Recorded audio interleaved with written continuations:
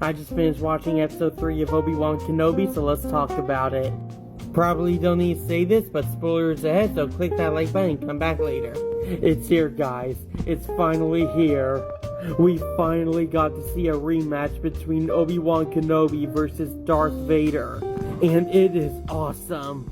I love how Obi-Wan is doing everything he can to block Vader's attacks, but Vader is showing no signs of holding back. Like Vader was just casually swinging that thing at Obi-Wan.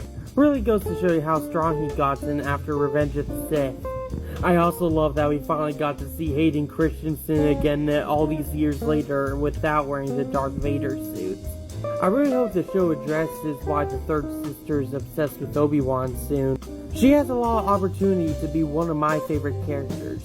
Also, there is no way that the Grand Inquisitor is actually dead. One is because he's one of my favorite Star Wars villains, and two is because he plays the main villain in Rebels, and we all know that he dies in the last episode of season 1. He'll probably return with some cybernetic parts, or maybe even come back as a clone. I honestly kind of like the clone idea, because that would mean that we would get more Grand Inquisitor in the future.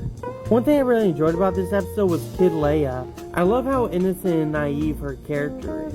She is way too trusting when it comes to meeting new people, because you don't know if they're going to be more kidnappers, bounty hunters, or even work for the Empire. Hence Frank in this episode, because he looks like a nice and trustworthy guy, but he actually really respected the Empire and was about to turn them in. But it makes sense that she'd be trusting people easily, because she's just a kid. God, this kid's gonna have a great future. My favorite moment from this episode has to be when Vader throws Obi-Wan into that fire to make him feel the same pain he felt on Mustafar that day.